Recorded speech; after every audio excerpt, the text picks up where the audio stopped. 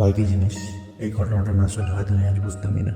এই পুরোনো ঘটনাটা আমি পেয়েছি আমারই এক চেনা চেনা লোকের কাছ থেকে।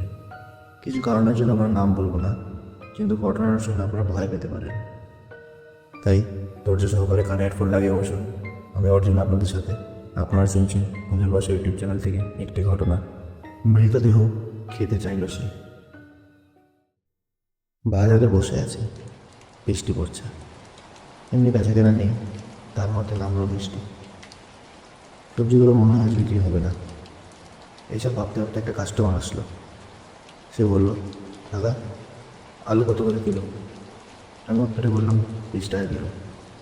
উনি উত্তরে বললেন 2 কিলো লাগবে। আমি আলু মেপে ওনাকে দিলাম, বললাম আর কিছু লাগবে? উনি বললেন পেঁয়াজ দিয়ে দেন 1 কিলো। সব দেওয়ার পর ওনাকে ব্যাগে করে দিলাম, বললাম 70 টাকা হয়েছে, টাকাটা দিয়ে ব্যাগ নিয়ে বেরিয়ে যাবেন। করে দিচ্ছি প্রায় 9টা বাজে। এখন ভাবলাম কিছু সব গুছিয়ে দোকান বন্ধ করে বাড়ি যাওয়া যাক। সব জিনিসপত্র গুছিয়ে দোকান বন্ধ করলাম, সাইকেলে চেপে বাড়ির দিকে রওনা দিলাম। বাজার থেকে আমার বাড়ি প্রায় 10 মিনিটের রাস্তা, যা সাইকেল চালিয়ে যাওয়া যায়। বাড়ি পৌঁছে গেট খুলে ঢুকলাম। আমার গিন্নি দরজা খুলে হাসলো। সে আমাকে বলল, আজ এত তাড়াতাড়ি আসলে, কি ব্যাপার? বাজারে লোক নেই নাকি? আমি বললাম হ্যাঁ, বাজারটা একদমই ফাঁকা, তাই সব গুছিয়ে চলে আসলাম। বললাম 1 গ্লাস জল দাও তো। সে ভিতরে গিয়ে নিয়ে আসলো, আমাকে বললো। জল খেয়ে স্নান সেরে নাও, খেতে দেবো। আমি বললাম ঠিক আছে। সে বলে ভিতরে চলে গেল। আমিও কথা মতো স্নান করতে চলে গেলাম। স্নান করে ঘরে এসে মেঝেতে বসে বললাম টিভি অন করে খবর দেখছি। এটা আমার অভ্যাস বলতে পারেন। রাত্রিবেলা খাওয়া দাওয়ার সময়টা খবর দেখতে দেখতে খাওয়া। কিডনি খাওয়ার নিয়ে আসলো। আমি মেঝেতে বসে টিভি দেখছি আর খাচ্ছি। ঠিক সেই সময় আমার ফোনে একটা ফোন আসলো। আমার বন্ধু ফোন করেছে, বিজয়। আমি ফোনটি উঠালাম, বললাম কী হয়েছে, এত রাতে ফোন করলি? সে বললো, বন্ধু একটা বিপদ হয়েছে জানিস।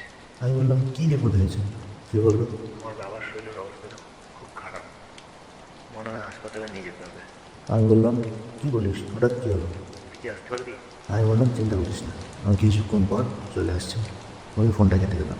কোনো মতো খাবারটা নাকে মুখে দিয়ে জামা কাপড় করে বেরিয়ে গেলাম। যেই বেটে যাচ্ছি, গিন্নি বললো, যাচ্ছ ঠিক আছে, কোনোভাবে কোনো বিপদে জড়ায় হবে।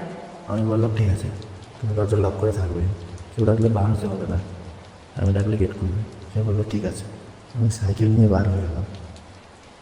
কিছুটা সাইকেল চালিয়ে পৌঁছে গেলাম বন্ধুর বাড়িতে। ঘরে ঢুকলাম, বললাম অ্যাম্বুলেন্স দেখেছিস? সে বললো ফোন করেছি, আসছে বললো। কিছুক্ষণ বারান্দায় বসে থাকলাম, অ্যাম্বুলেন্স চলে আসলো। অ্যাম্বুলেন্সে করে বাবাকে নিয়ে গেলাম হাসপাতালে। ডাক্তার ট্রিটমেন্ট করার জন্য বললো খুব তাড়াতাড়ি। ওয়ার্ড বয় এসে স্ট্রেচারে করে তার বাবাকে নিয়ে গেল। আমরা সাথে গেলাম, সব ফর্ম ফিল আপ করে। ট্রিটমেন্ট শুরু হয়ে গেল। আমি আর আমার বন্ধু বাইরে বসে আছি। আমি বললাম চল আমার বাইরে একটু হাওয়া লাগিয়ে আসি, অনেকক্ষণ ধরে তো বসে আছি। সে বললো চল, আমার মনটা ভালো লাগছে না। আমিও দেখছি মনের অবস্থা ভালো নেই। কারা থাকবে, বাবাও অনেকদিন ধরে পেটের রোগে আক্রান্ত ছিল। ডাক্তার বলেছে তেল মশলা কম খেতে। এত বলার পরও উনি শুনতেন না। সে বলে আমি আমাদের জন্য চা আনতে গেলাম। চায়ের দোকানের সামনে যখন বললাম 2 কাপ চা দেন, দোকানের সামনে দাঁড়িয়ে একটি সিগারেট তুলে নিলাম। চাওয়ালা বললো তারা চা হয়ে গেছে, চাটা নিয়ে নেন। আমি আধা খাওয়া সিগারেটটা ফেলে চাটা নিয়ে ভিতরে ঢুকছি। দেখলাম ওয়ার্ড বয় আমার বন্ধুকে কী জানি বলছে। সে শুনে ওর চোখগুলো বড় বড় হয়ে গেছে। আমার হাতে তো চায়ের কাপ, চাইলেও তাড়াতাড়ি যেতে পারছে না। কোনোভাবে ওইভাবে আটটা তোর সামনে গেলাম, বললাম কী হয়েছে, ওয়ার্ড বয় কী বললো? সে কোনো উত্তর দিচ্ছে না। আমি আবারও বললাম কী হয়েছে বল না। ও আমার দিকে মুখ ঘুরিয়ে বললো, ভাই বাবা আর নেই। সে বলাতে আমার হাত থেকে চায়ের কাপটা পড়ে যায়। আমি বললাম কী বলিস তুই? কিছুক্ষণ আগেই তো অ্যাডমিট করলাম, এর মধ্যে কী করে হয়ে গেল এমনটা? সে বলল, ভাই আমাদের আনতে দেরি হয়ে গেছে, আর একটু আগে আসলে হয়তো বাঁচানো যেত। সে বললো, সে কান্নায় ভেসে গেল। আমি নিজেকে ধরে রাখতে পারলাম না। আমার চোখে জল গড়িয়ে পড়লো। কোনোভাবে ওকে সামলানোর চেষ্টা করলাম। ওয়ার্ডের ভিতরে গিয়ে ওকে চেয়ারে বসিয়ে দিলাম। আমি ডাক্তারের সাথে কথা বলার জন্য গেলাম। ডাক্তারবাবুকে বললাম, আমরা না একটু আগেই অ্যাডমিট করলাম, হঠাৎ কীভাবে উনি মারা গেলেন? ডাক্তার আমাদেরকে বললেন ওনার স্ট্রোক হয়েছিল, আপনারা বুঝতে পারেননি, হয়তো উনি রাস্তায় মারা গেছে। এইসব শোনার পর আমার খুব খারাপ লাগলো। আর একটু আগে আমাদের হয়তো উনি বেঁচে যেতেন। রিপোর্ট নিয়ে, ডেথ সার্টিফিকেট নিয়ে অ্যাম্বুলেন্সে উঠে পড়লাম। অ্যাম্বুলেন্সে করে বাড়িতে চলে আসলাম। বাড়িতে আসার পর সবাই শোকে ভেঙে পড়লো, কান্নায় বেশি গেল সবাই। আমি তাদেরকে থাকতে পারলাম না ভেতরে, আমি বাইরে চলে আসলাম। আমি গিন্নিকে ফোন করলাম, ফোন করে সব জানালাম, বললাম আজ বাড়ি আসতে দেরি হয়ে যাবে। এখন রাত 1টা বাজে, বৃষ্টি তো আমার নাম নিচ্ছে না, খুব একটা জোরে পড়ছে না, কিন্তু আস্তে আস্তে পড়ছে। বাড়ির সবাই কান্নায় ভেসে গেল। সবাই মিলে বন্ধুর বাড়ির লোককে ধরে ধরে করে নিয়ে গেল। আমরাও বেরিয়ে পড়লাম শ্মশান ঘাটের উদ্দেশ্যে। ওদের বাড়ি থেকে শ্মশান ঘাটের দূরত্ব প্রায় 1 ঘন্টার রাস্তা। আমরা সবাই মিলে যাচ্ছি মোট 12 জন। মনে রাখবেন কথাটা, 12 জন। বাড়ি এলাকা ছাড়ানোর পর একটা পুরনো পরিত্যক্ত মুসলিমদের কবরস্থান পড়বে, সেটা পার হয়ে আমরা যেতে হবে। কিছুটা হাঁটার পর আমরা সেই জায়গায় পৌঁছে গেলাম। সেখানে গিয়ে একজনের কাঁধে ব্যথা হতে লাগলো। তার অসুবিধা দেখে আরেকজনকে বলা হলো যে তুমি নাও এখন। তারপরে আমরা সেখান থেকে আগানো শুরু করি। এখান থেকে বেশি দূর না, বাজার পার করলেই পৌঁছে যাবো আমরা শ্মশান ঘাটে। তখনই একটা জিনিস লক্ষ্য করি, বডি যারা নিয়ে যাচ্ছে ঠিক তাদের থেকে 3 হাত দূরে একটা লোক তাদের পিছনে ডাকছে। আমি তার মধ্যে কিছু অদ্ভুত চিহ্ন দেখতে পাই। সেই লোকটা নাক দিয়ে কেমন যেন একটা গন্ধ শুকছে আর মুচকি মুচকি হাসছে, মুখে মৃদু একটা হাসি। আমার খুব অদ্ভুত লাগলো ব্যাপারটা। আমি আমার বন্ধুকে ধরে নিয়ে যাচ্ছি। সেই ব্যাপারটা আমি তেমন পরে ভাবলাম না, আমি বন্ধুকে ধরে নিয়ে যেতে লাগলাম। কিছুক্ষণ পর আমরা পৌঁছে গেলাম শ্মশান ঘাটে। সেখানে বডি রেখে যা যা করতে হয় সব করার জন্য বড়রা চলে গেল। দয়া বলতে যেমন ডকুমেন্টস দেখানো, ডেথ সার্টিফিকেট শো করা, এইসব করার জন্য বড়রা চলে গেল। আমরা পাশের এক সিমেন্টের ঢালাইয়ের উপর বসে পড়লাম, বন্ধুকেও পাশে বসালাম। আমাদের আগে আর একটা বডি আছে, যেটা আগে দাহ করা হবে, তারপরে আমাদেরটা। সবাই লাগবে শুনে আমি একজনকে বললাম, দাদা সবার জন্য একটু চায়ের ব্যবস্থা করেন, সবার এত গলাগুলো শুকিয়ে গেছে। উনি বললেন হ্যাঁ ঠিক বলছেন, তো চায়ের ব্যবস্থা করা দরকার। আমি তাকে বললাম ঠিক আছে তাহলে আপনি চা নিয়ে আসেন। সেই লোকটি চা নিয়ে আসলো, কিন্তু নিয়ে আসলো 12 কাপ। আমি ওনাকে বললাম আপনি 12 কাপ কেন নিয়েছেন? আপনারা জানেন না ওর বাবা মারা গেছে, ও কিছু খাবে না এখন, আপনি ভালো করে দেখেন নি কজন খাবে? আপনি 12 কাপ কেন আনতে গেলেন? বেকার বেকার 1 কাপ নষ্ট হবে। 12 জন দেখেছি, 12টা কাপ এনেছি। কী বলেন 12 জন? আমরা 11 জন হবো। আপনি ভালো করে দেখেন, আমরা 12 জনই আছি। ওনার বলাতে আমি আবার গুনতে গেলাম আমরা কয়জন আছি, যেহেতু শ্মশানবাসীর লিস্টও দরকার, 4-2 দিন লাগবে। আমি গোনা শুরু করলাম, বললাম সবাইকে নিয়ে মোট আমরা হচ্ছে 13 জন, কিন্তু আমরা আসছি 12 জন। একজন বেশি হয়ে গেল কী করে? আমি ভাবলাম হয়তো আমাদের সাথে কেউ আধার আসতে যোগ দিয়েছে। আমি ব্যাপারটা পাত্তা দিলাম না। আমাদের এবার বলা হলো আপনারা দাও কাজ করতে পারেন, জায়গা ফাঁকা হয়ে গেছে। সেই বলাতে কোনো বাড়ি নিয়ে জায়গার মধ্যে চলে গেলাম। গ্রাম এলাকা হয়, এখানে কোনো চুলের ব্যবস্থা নেই, তাই কাঠ দিয়ে দাহ করা হয়। জায়গা তৈরি করছে সবাই মিলে। তারপর শেষকৃত্যের জন্য বডি মাটিতে রাখা হলো। যা যা নিয়ম হয় হিন্দু ধর্মে সব করা হচ্ছে। আমি এক সাইডে দাঁড়িয়ে পড়লাম, বড়রা সবাই মিলে বন্ধু খেতে সব করাচ্ছে।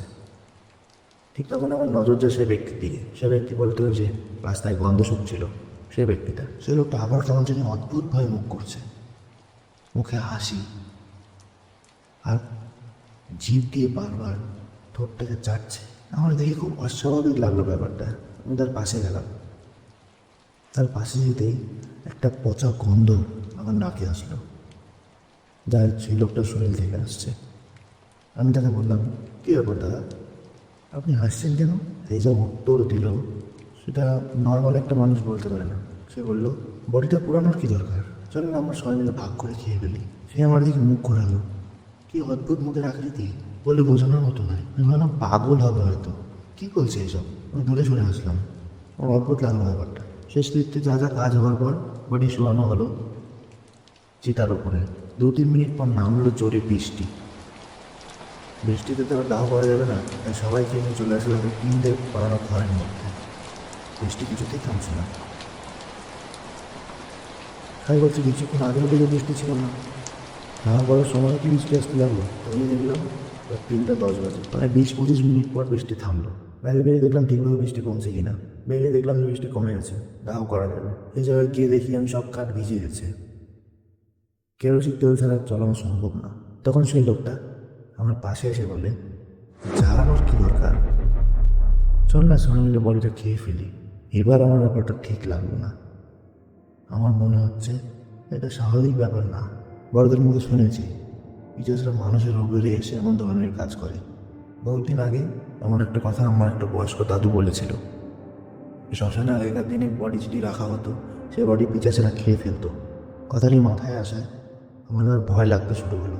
আমার আর সন্দেহ নেই যে মানুষটা মানুষ রূপে অন্য কিছু। আমি ভাবলাম এমন করলে আমরা তো সবাই মারা যাবো। আমার একটা বুদ্ধি বানাতে হবে। আমি বাড়ি যেতে মধ্যে একজনকে ডাকি, বললাম তুমি বাড়ি যাবে কেরোসিন আনতে, সাথে আরেকজনকে নিয়ে যাবে। সেখানে যাওয়ার পর তোমরা আর ফিরে আসবে না। তার কিছুক্ষণ পর আমি আরও দুজনকে পাঠাবো, তাদেরও আসতে দিবে না। যেমন ভাবা তেমন কাজ। আমি একজনকে বললাম, দাদা কেরোসিন ছাড়া তো চলানো অসম্ভব, আপনারা জান একটু কেরোসিন নিয়ে আসেন বাড়ির থেকে, আমরা সবাই এখানে অপেক্ষা করছি। সে বললো ঠিক আছে, আমি একজনকে সাথে নিয়ে যাচ্ছি। যেমন বলা তেমন কাজ। সেই লোকটি সাথে আরেকজনকে নিয়ে চলে গেল। তার কিছুক্ষণ পর তারা আর আসে না। তারপর আমি আরও দুজনকে বললাম, ওরা গেল এখনো আসলো না, রাত তোমরা দেখে আসো তো কী হলো, ওরা আসছে না কেন। এমন করতে করতে 4 জন 6 জন 8 জন 10 জনকে পাঠানো হলো। সবাইকে পাঠানোর পর এখন শ্মশানে শুধু আমি, আমার বন্ধু আর সেই লোকটা। আমি আমার বন্ধুকে সাইডে নিয়ে এসে বলি, ভাই এখানে কিছু অস্বাভাবিক ব্যাপার আছে, কিছু হচ্ছে যে আমি বুঝতে পারছি। আমি যা যা বলবো তুই তাই তাই করবি, কোনো কথা বলবি না।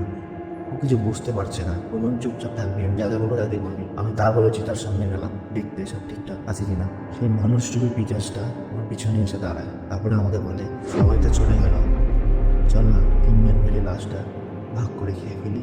আমার ভয়ে আত্মা পুরো মুক্তি বেরিয়ে আসছে, আমি নিজেকে ধরে রাখতে পারছি না। আমি মনে মনে ভাবতে লাগলাম, এখন যদি আমি কোনোভাবে কি বুঝতে দিই এ তো লাশটা খাবে সাথে আমাদের একজনকেও খেয়ে ফেলবে, কোনোভাবে কি বুঝতে দেওয়া যাবে না যে আমরা বুঝে গেছি যে পিচাস। তারপর সেখান থেকে আমি পিছিয়ে গেছি, সেখান থেকে বলতে চিতার সামনে থেকে। সেখান থেকে পিছনে আসলাম, বন্ধুর পাশে এসে দাঁড়ালাম। আমার নজর যায় লোকটার দিকে। তার মুখ আরো ভয়ানক হয়ে গেছে, জিভ বেরিয়ে আসছে, চোখগুলো বড় বড় করে সে জিভ দিয়ে ক্রমশ চোরটাকে চাটছে। মনে হচ্ছে কবের দিকে না খাওয়া ও সুযোগ পেলে গাছটাকে খেয়ে ফেলবে, এরকম ভাবসাব করছে। আমার দেখে পুরো অবস্থা খারাপ, আমি মাথা থেকে পা অব্দি কাঁপছি। আমি ভাবছি কখন কে যেন কোনো ঠিক নেই, এখানে আর বেশিক্ষণ থাকা যাবে না। আমি জোর গলায় বললাম, বন্ধু তোর তো জামা কাপড় পুরো ভিজে গেছে, চল ওগুলো খুলে আসবি, নাহলে ঠান্ডা লেগে যাবে। আমি সেই লোকটাকে বললাম, দাদা তুমি একটু দেখো তো, আমরা আসছি। বলে আমি আমার বন্ধুকে নিয়ে সাইডে চলে আসলাম। তারপর আমি তাকে বললাম, যদি জান বাঁচাতে হয় তাহলে পালা। সে বললো কি হয়েছে বলবি তো। দাও হলো না, কিছু হলো না, সব কাজ হলো না, আমি এখন কী করে যাবো, তোর মাথা খারাপ হয়ে গেছে নাকি। আমি বললাম, বেঁচে থাকলে পরে দেখা করবি, চল পালা এখন এখান থেকে। সেটা মানুষ নয়, যেটা লোকটা দাঁড়িয়ে আছে এটা মানুষ নয়, এটা পিচাস। তাড়াতাড়ি পালা ভাই এখান থেকে। আমরা কোনোভাবে দৌড়ে বাড়ি চলে আসি, সব ঘটনা সবাইকে খুলে বলি। সকাল হওয়ার পর আমরা শ্মশানঘাটে যাই, গিয়ে দেখি চিতাদের বডি নেই, পড়ে আছে শুধু রক্ত। এসব বলাতে অনেক লোক জমে যায় সেখানটায়, সবাই মিলে খুঁজতে শুরু করলো বডিটা, কিন্তু কোথাও খুঁজে পেলাম না। 2 দিন পর খবর আসলো, পরিত্যক্ত মুসলিম কবরস্থানে একটি বডি পাওয়া গেছে। পুলিশ খুঁজেছে, আমরা শুনে দেখতে গেলাম, শোনা গেল বডি তো নেই, পড়ে আছে শুধু মাথা আর পায়ের কিছুটা অংশ। পুলিশ সব পোস্টমর্টম করার জন্য হসপিটালে পাঠিয়েছে। তারপর আমি আর আমার বন্ধু মিলে হসপিটালে পৌঁছাই। সেখানে বলা হয় যে আমাদের ডেড বডি হারিয়ে গেছে শ্মশানে সেই রাত্রেবেলা। সেখানে ডাক্তাররা ডিএনএ টেস্ট করে, তারপর জানা গেল যে এটা বন্ধুর বাবারই বডি। তারপর সে বডিটি নিয়ে শেষকৃত্য করা হলো। বন্ধুরা এটাই ছিল ঘটনা। ঘটনাটা আমি শুনেছিলাম বহু বছর আগে, সেটাই আজ আপনাদের সাথে শেয়ার করলাম। ঘটনাটা ভয়ের লাগবে কিনা জানি না, কিন্তু অদ্ভুত একটা ঘটনা। এরকম ধরনের ঘটনা খুব কম শোনা যায়, এসব আগেকার দিনে বেশিরভাগ হতো। আপনারা যদি এমন ধরনের ঘটনা আরও শুনতে চান তাহলে সাবস্ক্রাইব করবেন আমার চ্যানেলটাকে। আপনারা গল্প শুনছেন ঠিকই, কিন্তু কেউ সাবস্ক্রাইব করছেন না। দয়া করে সাবস্ক্রাইবটা করে নেবেন, পাশে থাকবেন, বেল আইকনটা প্রেস করে। গল্পটি ভালো লাগলে লাইক করবেন, কমেন্ট করবেন, বন্ধুদের সাথে শেয়ার করবেন। আপনার সাথে ঘটে যাওয়া যদি কোনো ঘটনা থাকে তাহলে আমাকে শেয়ার করতে পারেন। ডিসক্রিপশন সেকশনে লিঙ্ক দেওয়া থাকবে, ইমেল আইডি থাকবে, সেখানে গিয়ে আপনার গল্পটা শেয়ার করতে পারবেন। গল্পটা যদি ভালো লাগে তাহলে আমি অবশ্যই পরে ভিডিওতে পড়ে শোনাবো। আজকের মতো আসি, আবার দেখা হবে অন্য কোনো ভিডিওতে। ভয় নিয়ে।